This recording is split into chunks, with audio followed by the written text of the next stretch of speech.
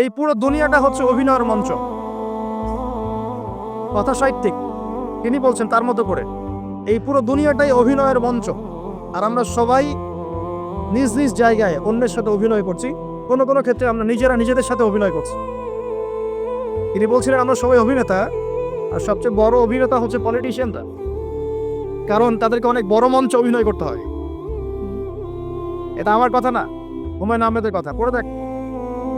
তো আল্লাহ পাক পাঠিয়েছেন তার ইবাদত করতে, আর এই বস্তুবাদী জগৎ আমাদেরকে ভুলিয়ে দিল কিভাবে?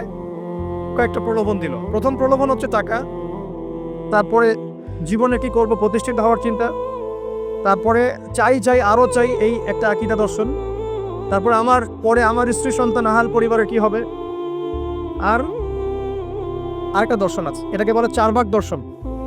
এবং দুঃখের সাথে বলতে হয় আমাদের রবীন্দ্রনাথ ঠাকুর কিন্তু এই দর্শনের মানুষ ছিলেন। চারবাক কিরকম?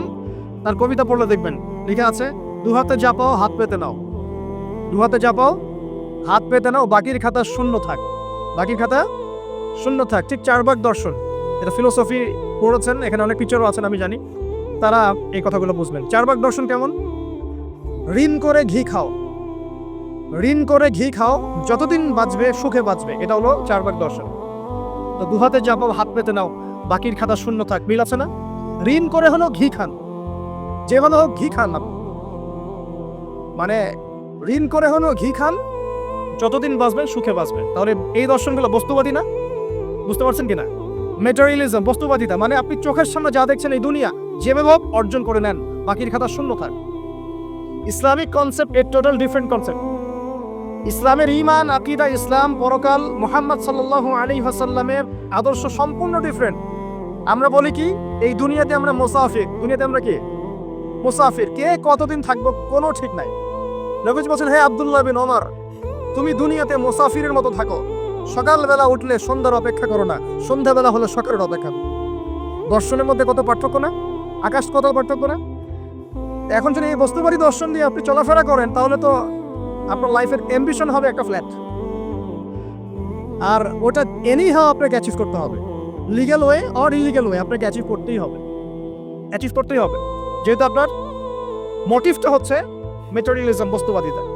আর নবী সাল্লাল্লাহু আলাইহি ওয়াসাল্লাম কি বলছেন? সকালে ঘুম থেকে উঠলে সন্ধ্যার অপেক্ষা করো না, সন্ধ্যাবেলায় থাকলে সকালের অপেক্ষা করো না। তুমি দুনিয়াতে মুসাফিরের মতো থাকো, তোমার যতটুকুতে দুনিয়া চলে যায় এতটুকুতে সন্তুষ্ট থাকো। নবীজি আরো বলছেন, তুমি কখনো উপরের দিকে চোখ দিয়ে হেঁটো না, রাস্তায় যখন হাঁটবে উপরের দিকে দেখো না। লা তানজুরু ইলা মান হুয়া আসফালা মিনকুম, যারা তোমাদের উপরে আছে ওদের দিকে দেখো না, বরং তুমি দেখো যে তোমার নিচে কারা আছে। আবার বলছি, নবীজি বলছেন, তোমরা হাঁটবে যখন রাস্তায় চলাফেরা করবে, তোমাদের উপরের দিকে দেখবে না যে তোমাদের উপরে কারা আছে, অলওয়েজ দেখবা তোমাদের নিচে কারা আছে, তোমাদের চেয়ে খারাপ কারা আছে। এক ভাইকে আপনি দেখবেন আপনি সুস্থ, তার হাত নাই, আরেক ভাইকে দেখবেন আপনি সুস্থ, তার চোখ নাই। এক ভাইয়ের পা প্যারালাইজড হয়ে গেছে, এক ভাইয়ের বডি প্যারালাইজড, একজন হার্টের রোগী, একজন ডায়াবেটিসের রোগী, আপনি সুস্থ আছেন, অথচ ওই ব্যক্তির অনেক টাকা পয়সা আছে, আপনার নাই। এখানে কে ধনী বলেন দেখি, আপনি না সে? আপনার সুস্থতা আছে। আরেক ভাইয়ের অনেক বড় বড় ফ্ল্যাটস, কিন্তু আপনার এতটুকু নাই, ছোট্ট একটা বাসা। আপনার কষ্ট লাগে, আমারও যদি এমন হতো। ওই বাসায় গিয়ে দেখলেন যে ইন্টারনালি সে ব্যক্তি সুখে নাই, তার পরিবারে অশান্তি, হৃদ্যতা, ভালোবাসার বন্ধন নাই, আপনার পরিবারে আছে।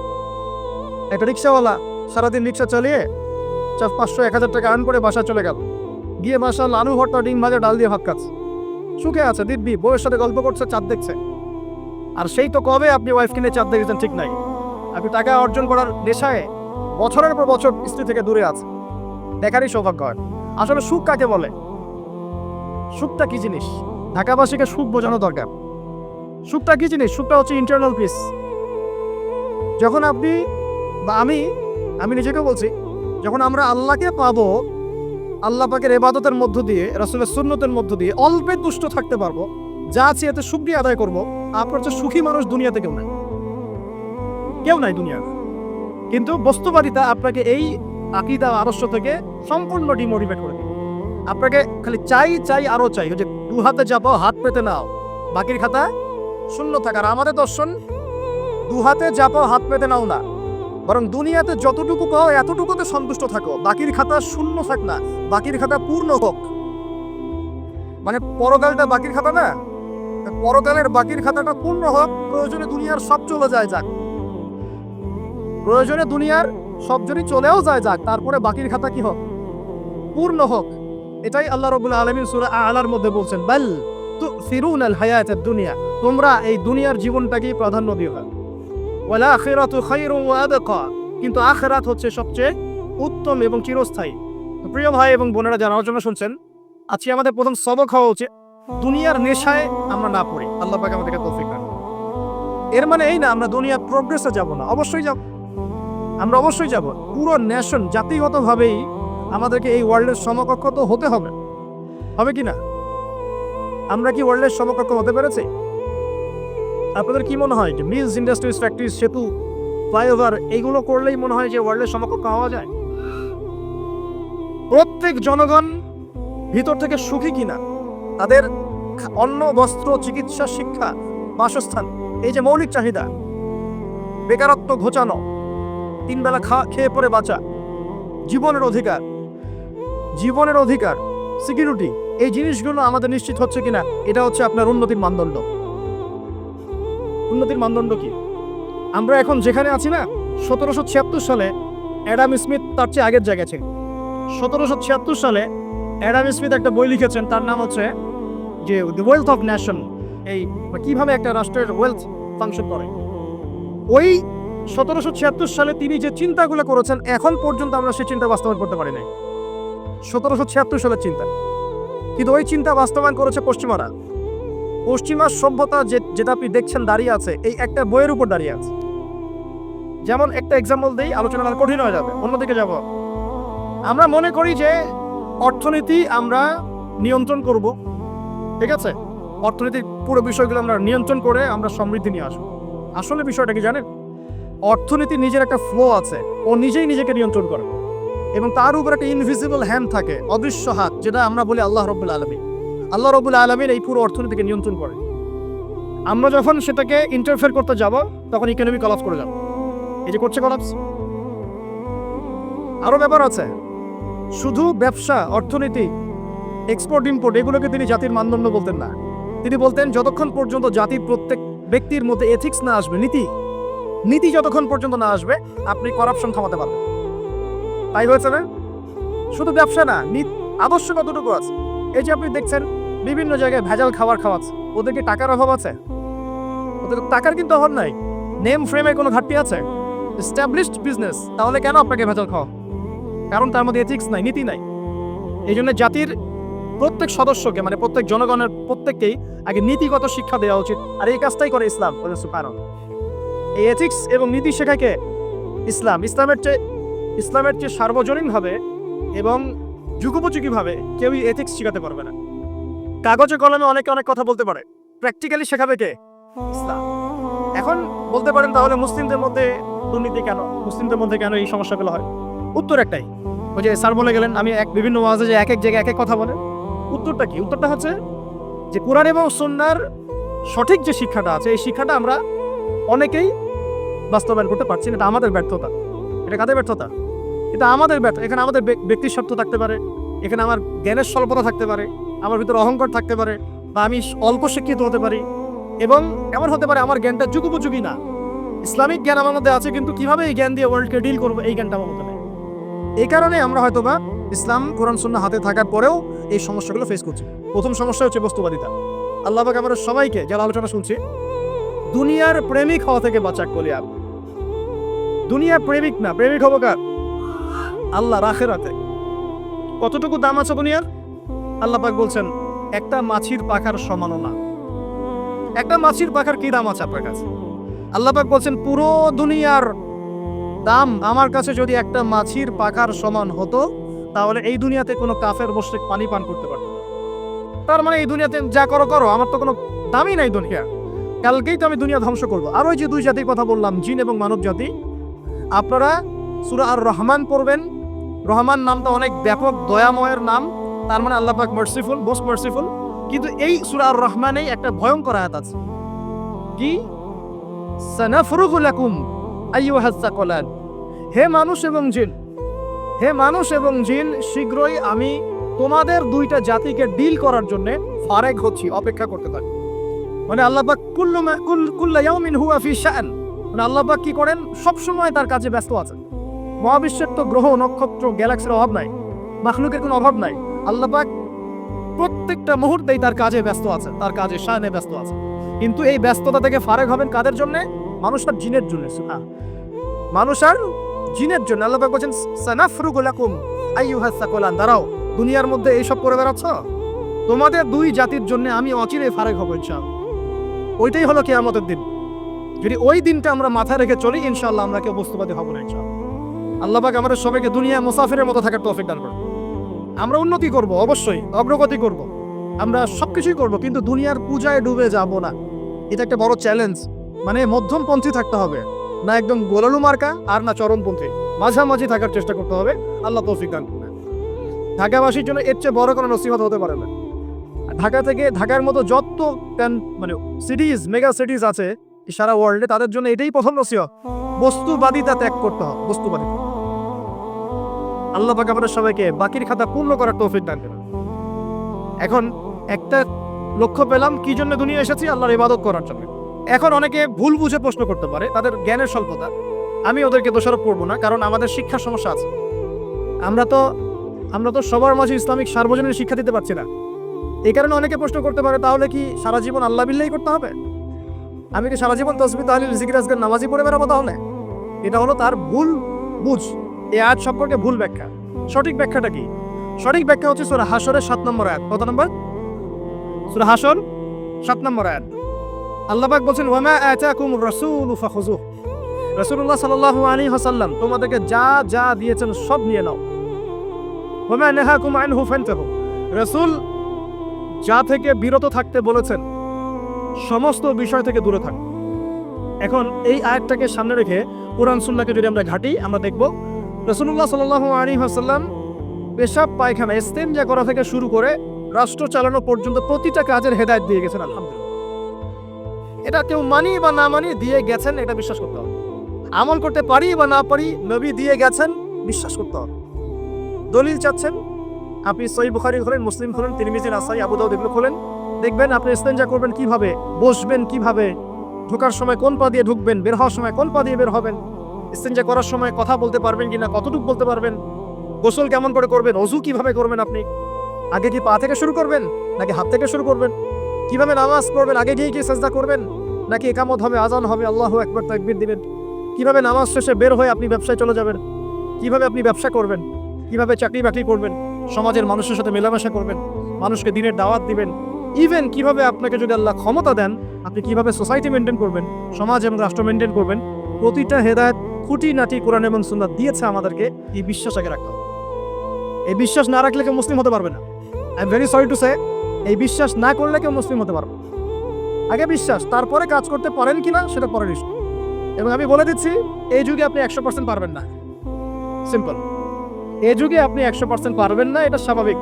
কারণ এই পুরো বিশ্বটা তো ইসলামাইজড না। পুরো বিশ্ব কি ইসলামাইজড? বরং পুরো বিশ্বটা কুফরের উপর আছে। কিসের উপর আছে? পুরো ওয়ার্ল্ডটাই কুফরের উপর আছে। পুরো ওয়ার্ল্ডটাই। একটা এক্সাম্পল দিয়ে প্রমাণ করতে পারি, একটা এক্সাম্পল খালি। আল্লাহ পাক বলছে সূরা মুলক, রাতের বেলা পড়তে হয় না সূরা মুলক? রাতের বেলা সূরা মুলক পড়তে হয়। যে পড়বে তার কবরের আযাব হবে না ইনশাআল্লাহ। কবরের আযাব থেকে আল্লাহ পাক তাকে বাঁচাবেন ইনশাআল্লাহ। সূরা মুলক তেলাওয়াত করতে হবে রাতের বেলা। এই সূরার প্রথম আয়াতে আল্লাহ বলেছেন তাবারাকাল্লাযী, বরকতময় সেই আল্লাহ, বিয়াদিহিল মুলক, যার হাতে পুরো মহাবিশ্বের ক্ষমতা। কার ক্ষমতা? তাবারাকাল্লাযী বিয়াদিহিল মুলক, বরকতময় সেই আল্লাহ যার হাতে পুরো মহাবিশ্বের ক্ষমতা, সার্বভৌমত্ব। ক্ষমতার বাংলা কি বলতে পারি আমরা? এটাকে ইংরেজিতে আপনারা কি বলেন? আপনারা বলেন সভারেন্টি। কি বলেন? সভারেন্টি বিলংস টু আল্লাহ। এখানে সভারেন্টি বিলংস টু কে? আল্লাহ। কিন্তু এই পুরো বিশ্বের সার্বভৌমত্বের মালিক কি এখন আল্লাহ বাকি আছে? মানুষ নিজের হাতে নিয়ে নিয়েছে। কথা বুঝতে পারছেন না? পুরো বিশ্বে আল্লাহর সার্বভৌমত্ব চলে এখন, মানুষের সার্বভৌমত্ব চলে এখন। তো পুরো ওয়ার্ল্ডটাই কুফরের উপর আছে না? বিশ্বটাই কুফরের। এখন বাদ দেন, এই ওয়ার্ল্ডে আপনি 100% ইসলাম ডিল করতে পারবেন না, সিম্পল। কিন্তু আগে বিশ্বাস করেন যে একদম টয়লেট থেকে শুরু করে আসমান পর্যন্ত সবকিছুই হেদায়েত কোথায় আছে, কোরআন শুনে আছে কি নাই। এখন মানতে পারি না, সেটা আলাদা ইস্যু। কেউ বিশ্বাস করেছে, মানতে পারে না, আল্লাহ তাকে মাফ করে দেবেন সব। বিশ্বাস করেছি, মানতে পারিনি আল্লাহ, মানে বিশ্বাস করেছি, আমল করতে পারি নাই হে আল্লাহ। আমল করতে গিয়েছি, প্রতিবন্ধকতা পেয়েছি, সমাজ এমন ছিল না, বিশ্ব এমন ছিল না, আমি পারি নাই, আল্লাহ মাফ করে দাও। ইনশাআল্লাহ আল্লাহ মাফ করবে, ইনশাআল্লাহ। কারণ আল্লাহ পাক বলেছেন, কারো আমল নামায় যদি শিরকের পাপ না থাকে, যে কোনো গুনাহ আল্লাহ যাকে ইচ্ছা মাফ করে দিবেন। আমল নামায় খালি শিরকের পাপ রাখা যাবে না, যে কোনো গুনাহ আল্লাহ যাকে ইচ্ছা মাফ করতে পারে। বুঝাচ্ছি, মনে করে একজন জেনা করেছে, আল্লাহ মাফ করুন। ওই জেনাকার ব্যক্তি যদি বিনা তওবাতেও মারা যায়, তওবা করে নাই, বিনা তওবাতেও মারা যায়, কাল কিয়ামতের মাঠে আল্লাহ পাক তাকেও মাফ করতে পারেন। আল্লাহু আকবার। কিন্তু একজন ব্যক্তি শিরক করেছে, তওবা না করে মারা গেছে, আল্লাহ তাকে মাফ। এখন শিরকের পাপ ছাড়া যে কোনো পাপ আল্লাহ মাফ করবেন ইনশাআল্লাহ। সো আগে আকীদা পোষণ করি যে হ্যাঁ, কোরআন সুন্নাহর সবকিছুর সমাধান আছে আলহামদুলিল্লাহ। এখন আমি আমল করতে গিয়ে হয়তো পারছি না, এখন আমার বিশ্বাস চলমান বিশ্বের সাথে সাংঘর্ষিক হচ্ছে, এবং এই বিশ্বাসকে দমিয়ে দেওয়ার জন্য কি করা হচ্ছে? এই বস্তুবাদিতার মতো আদর্শগুলো আপনার সামনে তোলা হচ্ছে। এখানে উত্তরটা কি? এখানে উত্তরটা হচ্ছে, দেখুন, ইবাদত মানে শুধুমাত্র নামাজ, রোজা, হজ, যাকাত নয়।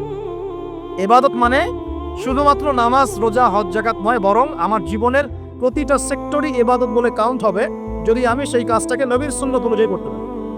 আমার কথা কি বুঝতে পারছেন? এই হলো ব্যাখ্যা, ওয়া মা খালাকতুল জিন্না ওয়াল ইনসা ইল্লা লিয়াবুদুন। আমি জিন আর মানুষকে শুধু আমার ইবাদত করার জন্যই সৃষ্টি করেছি। আপনার ইস্তেনজা করাটা ইবাদত। সুবহানাল্লাহ। আমার ইস্তেনজা করা কার প্রয়োজন? আমার না ইসলামের, না আল্লাহ পাকের? নাউজুবিল্লাহ। ইস্তেনজা কার জন্য করি? আমার প্রয়োজন। আমাকে এখন ইস্তেনজা করতে হবে, কষ্ট দিচ্ছে আমাকে। খাবার খাবেন, কার জন্য খাচ্ছেন? আমার জন্য নয় কি? আমার জন্য। আপনি ব্যবসা করছেন, কার জন্য? আমার জন্য, আমার স্ত্রী সন্তান, আমার পরিবারের জন্য। আপনি সমাজ চালাচ্ছেন কার জন্য? আপনার জনগণের জন্য। এখানে স্বার্থ কার? মানুষের না আল্লাহ? আমার স্বার্থে আমি এই সব কাজগুলো করব, নবীর সুন্নাহ অনুযায়ী করব, তাহলে দুনিয়াবী কাজগুলোতেও আল্লাহ পাক নেকি দিয়ে দিবেন ইনশাআল্লাহ। কেমন দুনিয়াবী কাজ? স্ত্রী সহবাস করা, স্ত্রীর সাথে ভালোবাসা প্রণয় বিনিময় করা। আপনি স্ত্রীর দিকে তাকিয়েছেন, নেকি হয়েছে। স্ত্রীর হাতটা ধরেছেন, নেকি হয়েছে। স্ত্রীকে আদর করেছেন, নেকি হয়েছে। তার মুখের মধ্যে ভাত তুলে দিয়েছেন, নেকি হয়েছে। আপনার ছেলেকে আদর করে কোলে নিয়েছেন, নেকি হয়েছে। মা ছেলেকে দুধ পান করাচ্ছে, নেকি হচ্ছে। আপনি ভাইকে 5টা টাকা দিয়ে সহযোগিতা করলেন, নেকি হচ্ছে। একজন এসে বসতে পারছে না, জায়গা ছেড়ে দিলেন, নেকি হচ্ছে। ইভেন রাস্তায় হাঁটছেন, এক মুসলিম ভাইয়ের সাথে সাক্ষাৎ হলো, সালাম দিলেন, মুচকি হাসি দিলেন, নেকি হয়ে গেল। তাহলে আমরা কিভাবে বলতে পারি যে ইসলাম কি শুধু নামাজ, রোজা, হজ, যাকাতেই স্বীকৃতি দেয়? এগুলো করতেই দুনিয়াতে আসছি, নাকি সব কাজই ইবাদত? আমার আলোচনা কি কঠিন হয়ে যাচ্ছে? আমাদের জীবনের প্রতিটা কাজই ইবাদত, যদি সেটা রাসূল সাল্লাল্লাহু আলাইহি ওয়াসাল্লামের সুন্নাহ মতো করা হয়। 3টা জিনিস খেয়াল রাখতে হবে। কয়টা জিনিস ভাই? এক, সেই ইবাদত হতে হবে আল্লাহর সন্তুষ্টির জন্য। এই যে আমি স্ত্রীর মুখে ভাত তুলে দিচ্ছি, তার কাছ থেকে কিছু পাওয়ার আশায় নয়, আমি দিচ্ছি আল্লাহর সন্তুষ্টির জন্য। আমি যে একজন মুসলিম ভাইকে হাসি মুখে সাক্ষাৎ করলাম, ও আমাকে ভালো বলবে, পরে আমাকে হেল্প করবে, এমন এই জন্য নয়, আল্লাহ পাক সন্তুষ্ট হবেন তাই। আমি নামাজে দাঁড়িয়েছি, লোকে আমাকে ভালো বলবে এই জন্য দাঁড়াই নাই। দাঁড়িয়েছি কেন? যাতে আল্লাহ আমাকে কাল কিয়ামতের মাঠে বাঁচাবে। আমি দাড়ি ছেড়ে দিয়েছি কেন? মানুষ আমাকে হুজুর বলবে তাই, এই জন্য না, বরং আল্লাহর রাসূলের সুন্নাহ জীবিত করেছি, ইনশাআল্লাহ আমি 50 জন শহীদ সাহাবীর নেকি পাবো ইনশাআল্লাহ। কেন আমি টাকনুর নিচে কাপড় পরছি না? কারণ কি মানুষ আমাকে বলবে নতুন ফ্যাশন? না, আমি এই কারণে পড়ছি যাতে রাসূল সাল্লাল্লাহু আলাইহি ওয়াসাল্লাম কাল কিয়ামতের মাঠে এই সুন্নাহর উপর আমল করার জন্য আমার পক্ষে সুপারিশ করেন। আমার ইবাদত, আমার পর্দা, আমার পরিবার, আমার ব্যবসা, আমার অর্থনীতি, আমার পলিটিক্স সবকিছু আল্লাহর জন্য করব। এই একটা হলো মূলনীতি ইবাদত কবুল হওয়ার। 1, 2, সেই আমলটা হতে হবে রাসূলের সুন্নাহ মোতাবেক, অন্য কোনো পদ্ধতিতে নয়। মনে করেন আমি একজন খুব বড় বুজুর্গ হয়ে গেছি, নাউজুবিল্লাহ। আমরা এত বড় বুজুর্গ হয়ে যাই নাই যে টাইটেলগুলো আপনারা দেন, এগুলোর কোনো প্রয়োজনও নাই। এখন একজন বড় বুজুর্গ এসে যদি আপনাকে কোনো ইবাদতের পদ্ধতি শিখিয়ে দেয়, এই পদ্ধতিতে ইবাদত করো, অনেক ভালো হবে, কিন্তু ওই পদ্ধতির সাথে রাসূলের এবং সাহাবীদের পদ্ধতির কোনো মিল নাই। মুখরোচক মনে হলো, দেখতে সুন্দর মনে হলো, এবং অনেক মানুষ তা করছে, এরকম দলিল থাকলেও সেই কাজটা করা যাবে। কারণ কি? কারণ সেই কাজটা রাসূল সাল্লাল্লাহু আলাইহি ওয়াসাল্লামের সুন্নাহ মাফিক হয়নি। আল্লাহ রাসূল করেন নাই, সাহাবীরা করেন নাই, বাস আমি করলাম। ইমামরাও করেন নাই, পরবর্তী জেনারেশনের কেউই করেন নাই। এখন যত ভালো টাটকা মজা লাগুক, দেখতে সুন্দর লাগুক, বহু মানুষ করছে, এইসব দলিলে ইসলাম টিকবে না। আল্লাহ পাক বোঝার তৌফিক দান করুন। 1 নম্বর শর্ত, আল্লাহর সন্তুষ্টির জন্য হতে হবে। 2 নম্বর, রাসূলের পদ্ধতিতে হতে হবে। 3 নম্বর, খুব ডিফিকাল্ট। 3 নাম্বারটা বেশি ডিফিকাল্ট। প্রথম 2টা পার হয়ে গেলেও 3 নাম্বারে গিয়ে আমরা আটকে যাচ্ছি আর কি। বলবো, রাগটা করবেন না তো। 3 নাম্বার হচ্ছে রিজিক হালাল হতে হবে। রিজিক হালাল হতে হবে। পশ্চিমার আদলে গড়া এই পুরো বিশ্বের বেশিরভাগ মানুষের রিজিক এখন হারাম। কেন হারাম? কারণ কোনো না কোনোভাবে আমরা সুদের সাথে সম্পৃক্ত হয়ে যাচ্ছি, কোনো না কোনোভাবে। আর নবীজি অনেক আগেই বলেছিলেন, 1400 বছর আগে, যে একটা জামানা তোমাদের সামনে আসবে, যে মানুষ সুদ খেতে চাইবে না তার গায়েও সুদের ছিটাফাটা গিয়ে লাগবে। লাগছে কিনা এখন? আপনি খেতে চাইবেন না, আপনাকে মেসেজ পাঠিয়ে দেওয়া হবে আপনার অ্যাকাউন্টে এত টাকায় ডুব হয়েছে। কি করবেন এখন টাকাটা? আপনি সুদের টাকা। সুদের টাকা মানে কি?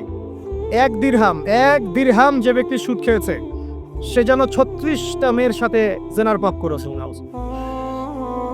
সহিহ বুখারী হাদিস, একদম অকাট্য, সহিহ, সনদ সহিহ, এমন না জয়ীফ জাল, এমন নয়। 1 দিরহাম যে ব্যক্তি সুদ খেয়েছে সে যেন 36 বার জেনা করলো, নবী সাল্লাল্লাহু আলাইহি ওয়াসাল্লাম বলেছেন। আর এই হাদিস তো আপনারা জানেন যে সুদের পাপের 73টা শাখা আছে। নিচের শাখা হচ্ছে মায়ের সাথে জেনা করা, মাকে বিয়ে করা, আর উপরের শাখা হচ্ছে আল্লাহ এবং তার রাসূলের সাথে যুদ্ধ করা। এগুলো অবলীলায় করছি আমরা। আর নবীজি বলছেন 4 শ্রেণীকে আমি অভিশাপ দিয়ে গেলাম। আল্লাহর নবী অভিশাপ দিয়ে গেলেন মানে সে জাহান্নামে যাবে, কোনো অবস্থাতেই জান্নাতে যাবে না। ইল্লা মা শা আল্লাহ। 1 যে সুদ খায়, 2 যে সুদ দেয়, 3 সাক্ষী থাকে, 4 লিখে রাখে। এখন বলেন এই সিস্টেমের বাইরে কতজন মানুষ আছে? এর বাইরে আবার আছে যাকাত না দেয়া, সম্পদ হারাম হয়ে যাচ্ছে। এর উপর আবার আছে ঘুষ, জানাদির অনেক সময় চাকরি বাকরি হয় না। আর আস্তে আস্তে এগুলো আমরা ট্রেডিশন বানিয়ে নিয়েছি। এক সময় আমরা, শোনেন, এটাকে বলা হয় নিউট্রালাইজেশন, মানে স্বাভাবিকীকরণ। তো কঠিন টার্ম বলে ফেলছি মনে কিছু। যেমন আগে ধর্ষণ হলে আমরা খুবই সোচ্চার ছিলাম এবং সারা এলাকা ফেটে যেত, এত বড় কথা। কেউ মাপে কম দিলে, ধরা পড়লে চক্ষু লজ্জায় সে সমাজে চলতে পারত না। কেউ চুরি করলে চক্ষু লজ্জায় বের হতে পারতো না। আস্তে আস্তে আস্তে আস্তে আস্তে আস্তে এই যে মাপে কম দেয়া বলেন, সুদ বলেন, জেনা বলেন, আস্তে আস্তে পাপগুলোকে আমরা নিউট্রালাইজেশন করে ফেলেছি, নিউট্রালাইজ হয়ে গেছে। হ্যাঁ, দর্শন ডেইলি 4-5টা হয়, সুদ সবাই খায়, আমিও খাই, জেনা তো সবাই করে, বয়ফ্রেন্ড গার্লফ্রেন্ড ফ্রি মিক্সিং আছে, আমি করলে সমস্যা কি? ওর তো 4টা, আমার তো মাত্র 1টা। ওর চেয়ে আমি ভালো। ওর 5টা বয়ফ্রেন্ড, আমার তো 1টা। ওর 4টা গার্লফ্রেন্ড, আমার তো 1টা। আমি তো ভালো। আমার ছেলে খুব ভালো, শুধু মাঝে মাঝে একটু ড্রিঙ্কস করে, ব্যাপারটা এরকম আর কি। তো এই যে পাপকে নিউট্রালাইজেশন করা হচ্ছে আস্তে আস্তে, স্বাভাবিকীকরণ। এই ফ্লোতে আমরা মোটামুটি সবাই পড়ে গিয়ে এখন রিজিক হারাম হয়ে যাচ্ছে। ঘুষ দিতে হয় না, চাকরি হবে না। আবার দেখেন, জাকাত না দেওয়ার মধ্য দিয়ে রিজিক হারাম করে ফেলছি, সুদ খাওয়ার মধ্য দিয়ে করছি, ঘুষ নেওয়ার মধ্য দিয়ে করছি, কোনো ক্ষেত্রে করাপশন, অন্যের সম্পদ আত্মসাতের মধ্য দিয়ে করছি। এর বাইরে যারা ব্যবসা করছি, আমরা যে দুধে দেওয়া তুলসী পাতা, এমন এই পুরো দুনিয়াটা হচ্ছে অভিনয়ের মঞ্চ। কথা সাহিত্যিক তিনি বলছেন তার মতো করে, এই পুরো দুনিয়াটাই অভিনয়ের মঞ্চ। আর আমরা সবাই নিজ নিজ জায়গায় অন্যের সাথে অভিনয় করছি, কোনো ক্ষেত্রে আমরা নিজেদের সাথে অভিনয় করছি। তিনি বলছিলেন আমরা সবাই অভিনেতা, আর সবচেয়ে বড় অভিনেতা হচ্ছে পলিটিশিয়ানরা, কারণ তাদেরকে অনেক বড় মঞ্চে অভিনয় করতে হয়। এটা আমার কথা না, হুমায়ুন আহমেদের কথা, পড়ে দেখ। তো আল্লাহ পাক পাঠিয়েছেন তার ইবাদত করতে, আর এই বস্তুবাদী জগৎ আমাদেরকে ভুলিয়ে দিল কিভাবে? কয়েকটা প্রলোভন দিল। প্রথম প্রলোভন হচ্ছে টাকা, তারপরে জীবনে কি করব, প্রতিষ্ঠিত হওয়ার চিন্তা, তারপরে চাই আরো চাই, এই একটা আকীদা দর্শন, তারপরে আমার স্ত্রী সন্তান আহাল পরিবারের কি হবে, আর আরেকটা দর্শন আছে, এটাকে বলে 4 ভাগ দর্শন। এবং দুঃখের সাথে বলতে হয়, আমাদের রবীন্দ্রনাথ ঠাকুর কিন্তু এই দর্শনের মানুষ ছিলেন। 4 ভাগ কিরকম? তার কবিতা পড়লে দেখবেন লেখা আছে, 2 হাতে চাপাও হাত পেতে নাও, 2 হাতে চাপাও হাত পেতে নাও, বাকির খাতা শূন্য থাক, বাকির খাতা শূন্য থাক। ঠিক 4 ভাগ দর্শন। এটা ফিলোসফি পড়েছেন, এখানে অনেক টিচারও আছেন আমি জানি, তারা এই কথাগুলো বুঝবেন। 4 ভাগ দর্শন কেমন? ঋণ করে ঘি খাও, যতদিন বাঁচবে সুখে বাঁচবে, এটা হলো 4 ভাগ দর্শন। তো 2 হাতে চাপাও হাত পেতে নাও, বাকির খাতা শূন্য থাক, মিল আছে না? ঋণ করে হলো ঘি খান, যেভাবে হোক ঘি খান আপনি, মানে ঋণ করে হলো ঘি খান, যতদিন বাঁচবেন সুখে বাঁচবেন। তাহলে এই দর্শনগুলো বস্তুবাদী না? বুঝতে পারছেন কিনা? মেটেরিয়ালিজম, বস্তুবাদিতা, মানে আপনি চোখের সামনে যা দেখছেন এই দুনিয়া যেভাবে হোক অর্জন করে নেন, বাকির খাতা শূন্য থাক। ইসলামিক কনসেপ্ট এর টোটাল ডিফারেন্ট কনসেপ্ট। ইসলামের ঈমান, আকীদা, ইসলাম, পরকাল, মুহাম্মদ সাল্লাল্লাহু আলাইহি ওয়াসাল্লামের আদর্শ সম্পূর্ণ ডিফারেন্ট। আমরা বলি কি, এই দুনিয়াতে আমরা মুসাফির, দুনিয়াতে আমরা কি মুসাফির, কে কতদিন থাকবো কোনো ঠিক নাই। নবীজি বলছেন, হে আব্দুল্লাহ বিন ওমর, তুমি দুনিয়াতে মুসাফিরের মতো থাকো, সকালবেলা উঠলে সন্ধ্যার অপেক্ষা করো না, সন্ধ্যাবেলা হলে সকালের অপেক্ষা করো। দর্শনের মধ্যে কত পার্থক্য না, আকাশ কত পার্থক্য না। এখন যদি এই বস্তুবাদী দর্শন দিয়ে আপনি চলাফেরা করেন তাহলে তো আপনার লাইফের অ্যাম্বিশন হবে একটা ফ্ল্যাট, আর ওটা এনিহাও আপনাকে অ্যাচিভ করতে হবে, legal way or illegal way আপনাকে অ্যাচিভ করতেই হবে, যেহেতু আপনার মোটিভটা হচ্ছে মেটেরিয়ালিজম, বস্তুবাদিতা। আর নবী সাল্লাল্লাহু আলাইহি ওয়াসাল্লাম কি বলছেন, সকালে ঘুম থেকে উঠলে সন্ধ্যার অপেক্ষা করো না, সন্ধ্যাবেলায় থাকলে সকালের অপেক্ষা করো না। তুমি দুনিয়াতে মুসাফিরের মতো থাকো, তোমার যতটুকুতে দুনিয়া চলে যায় এতটুকুতে সন্তুষ্ট থাকো। নবীজি আরো বলছেন, তুমি কখনো উপরের দিকে চোখ দিয়ে হেঁটো না, রাস্তায় যখন হাঁটবে উপরের দিকে দেখো না। লা তানজুরু ইলা মান হুয়া আসফালা মিনকুম, যারা তোমাদের উপরে আছে ওদের দিকে দেখো না, বরং তুমি দেখো যে তোমার নিচে কারা আছে। আবার বলছি, নবীজি বলছেন, তোমরা হাঁটবে যখন রাস্তায় চলাফেরা করবে তোমাদের উপরের দিকে দেখবে না যে তোমাদের উপরে কারা আছে, অলওয়েজ দেখবা তোমাদের নিচে কারা আছে, তোমাদের চেয়ে খারাপ কারা আছে। এক ভাইকে আপনি দেখবেন আপনি সুস্থ, তার হাত নাই। আরেক ভাইকে দেখবেন আপনি সুস্থ, তার চোখ নাই। এক ভাইয়ের পা প্যারালাইজড হয়ে গেছে, এক ভাইয়ের বডি প্যারালাইজড, একজন হার্টের রোগী, একজন ডায়াবেটিসের রোগী। আপনি সুস্থ আছেন, অথচ ওই ব্যক্তির অনেক টাকা পয়সা আছে, আপনার নাই। এখানে কে ধনী বলেন দেখি, আপনি না সে? আপনার সুস্থতা আছে। আরেক ভাইয়ের অনেক বড় বড় ফ্ল্যাটস, কিন্তু আপনার এতটুকু নাই, ছোট্ট একটা বাসা। আপনার কষ্ট লাগে, আমারও যদি এমন হতো। ওই বাসায় গিয়ে দেখলেন যে ইন্টারনালি সে ব্যক্তি সুখে নাই, তার পরিবারে অশান্তি, হৃদ্যতা, ভালোবাসার বন্ধন নাই। আপনার পরিবারে আছে একটা রিক্সাওয়ালা, সারাদিন রিক্সা চালিয়ে 500-1000 টাকা আর্ন করে বাসায় চলে গেল, গিয়ে বাসায় আলু ভর্তা, ডিম ভাজা, ডাল দিয়ে ভাত খাচ্ছে, সুখে আছে, দিব্যি, বউয়ের সাথে গল্প করছে, চাঁদ দেখছে। আর সেই তো কবে আপনি ওয়াইফ কিনে চাঁদ দেখেছেন ঠিক নাই, আপনি টাকা অর্জন করার নেশায় বছরের পর বছর স্ত্রী থেকে দূরে আছে। দেখারই সৌভাগ্য হয়। আসলে সুখ কাকে বলে, সুখটা কি জিনিস, ঢাকাবাসীকে সুখ বোঝানো দরকার। সুখটা কি জিনিস? সুখটা হচ্ছে ইন্টারনাল পিস। যখন আপনি বা আমি নিজেকে বলছি, যখন আমরা আল্লাহকে পাবো, আল্লাহ পাকের ইবাদতের মধ্য দিয়ে, রাসূলের সুন্নতের মধ্য দিয়ে অল্পে তুষ্ট থাকতে পারবো, যা আছে এতে শুকরিয়া আদায় করবো, আপনার চেয়ে সুখী মানুষ দুনিয়াতে কেউ নাই দুনিয়া। কিন্তু বস্তুবাদিতা আপনাকে এই আকীদা আদর্শ থেকে সম্পূর্ণ ডিমোটিভেট করে দিই। আপনাকে খালি চাই আরো চাই, ওই যে দু হাতে চাপো হাত পেতে নাও, বাকির খাতা শূন্য থাকার। আমাদের দর্শন দু হাতে চাপো হাত পেতে নাও না, বরং দুনিয়াতে যতটুকু পাও এতটুকুতে সন্তুষ্ট থাকো, বাকির খাতা শূন্য থাক না, বাকির খাতা পূর্ণ হোক। মানে পরকালটা বাকির খাতা না, পরকালের বাকির খাতাটা পূর্ণ হোক। প্রয়োজনে দুনিয়ার সব চলে যায় যাক, প্রয়োজনে দুনিয়ার সব যদি চলেও যায় যাক, তারপরে বাকির খাতা কি হোক? পূর্ণ হোক। এটাই আল্লাহ রাব্বুল আলামিন সূরা আ'লার মধ্যে বলছেন, বাল তুসিরুনাল হায়াতাদ দুনিয়া, তোমরা এই দুনিয়ার জীবনটাকেই প্রাধান্য দিও। ওয়াল আখিরাতু খায়রুন ওয়া আবকা, কিন্তু আখিরাত হচ্ছে সবচেয়ে উত্তম এবং চিরস্থায়ী। প্রিয় ভাই এবং বোনেরা যারা আলোচনা শুনছেন, আজকে আমাদের প্রথম সবক হওয়া উচিত দুনিয়ার নেশায় আমরা না পড়ি। আল্লাহ পাক আমাদেরকে তৌফিক দান। এর মানে এই না আমরা দুনিয়ার প্রোগ্রেসে যাব না, অবশ্যই যাব, আমরা অবশ্যই যাব। পুরো নেশন জাতিগতভাবেই আমাদেরকে এই ওয়ার্ল্ডের সমকক্ষ তো হতে হবে, হবে কি না? আমরা কি ওয়ার্ল্ডের সমকক্ষ হতে পেরেছি? আপনাদের কি মনে হয় যে মিলস, ইন্ডাস্ট্রিজ, ফ্যাক্টরিজ, সেতু, ফ্লাইওভার এগুলো করলেই মনে হয় যে ওয়ার্ল্ডের সমকক্ষ হওয়া যায়? প্রত্যেক জনগণ ভিতর থেকে সুখী কিনা, তাদের অন্ন, বস্ত্র, চিকিৎসা, শিক্ষা, বাসস্থান, এই যে মৌলিক চাহিদা, বেকারত্ব ঘোচানো, 3 বেলা খেয়ে পরে বাঁচা, জীবনের অধিকার, সিকিউরিটি, এই জিনিসগুলো আমাদের নিশ্চিত হচ্ছে কিনা, এটা হচ্ছে আপনার উন্নতির মানদণ্ড। উন্নতির মানদণ্ড কি? আমরা এখন যেখানে আছি না, 1776 সালে অ্যাডাম স্মিথ তার চেয়ে আগের জায়গায় ছিল। 1776 সালে অ্যাডাম স্মিথ একটা বই লিখেছেন, তার নাম হচ্ছে যে দ্য ওয়েলথ অফ নেশন, এই কিভাবে একটা রাষ্ট্রের ওয়েলথ ফাংশন করে। ওই 1776 সালে তিনি যে চিন্তাগুলো করেছেন এখন পর্যন্ত আমরা সেই চিন্তা বাস্তবায়ন করতে পারি নাই। 1776 সালের চিন্তা, কিন্তু ওই চিন্তা বাস্তবায়ন করেছে পশ্চিমারা। পশ্চিমা সভ্যতা যেটা আপনি দেখছেন দাঁড়িয়ে আছে এই একটা বইয়ের উপর দাঁড়িয়ে আছে। যেমন একটা এক্সাম্পল দিই, আলোচনা কঠিন হয়ে যাবে, অন্যদিকে যাব।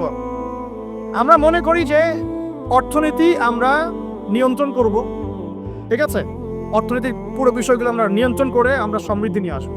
আসলে বিষয়টা কি জানেন, অর্থনীতি নিজের একটা ফ্লো আছে, ও নিজেই নিজেকে নিয়ন্ত্রণ করে এবং তার উপর একটা ইনভিজিবল হ্যান্ড থাকে, অদৃশ্য হাত, যেটা আমরা বলি আল্লাহ রাব্বুল আলামিন। আল্লাহ রাব্বুল আলামিন এই পুরো অর্থনীতিকে নিয়ন্ত্রণ করে। আমরা যখন সেটাকে ইন্টারফেয়ার করতে যাব তখন ইকোনমি কলাপস করে যাব। এই যে করছে কলাপস। আরো ব্যাপার আছে, শুধু ব্যবসা, অর্থনীতি, এক্সপোর্ট ইম্পোর্ট এগুলোকে তিনি জাতির মানদণ্ড বলতেন না। তিনি বলতেন যতক্ষণ পর্যন্ত জাতির প্রত্যেক ব্যক্তির মধ্যে এথিক্স না আসবে, নীতি যতক্ষণ পর্যন্ত না আসবে আপনি করাপশন থামাতে পারবেন। তাই হয়েছে না? শুধু ব্যবসা না, আদর্শ কতটুকু আছে। এই যে আপনি দেখছেন বিভিন্ন জায়গায় ভেজাল খাবার খাওয়াচ্ছে, ওদেরকে টাকার অভাব আছে? ওদের টাকার কিন্তু অভাব নাই। নেম ফ্রেমের কোনো ঘাটতি আছে? এস্টাবলিশড বিজনেস, তাহলে কেন আপনাকে ভেজাল খাওয়া? কারণ তার মধ্যে এথিক্স নাই, নীতি নাই। এই জন্য জাতির প্রত্যেক সদস্যকে, মানে প্রত্যেক জনগণের প্রত্যেককেই আগে নীতিগত শিক্ষা দেওয়া উচিত। আর এই কাজটাই করে ইসলাম। এই এথিক্স এবং নীতি শেখাকে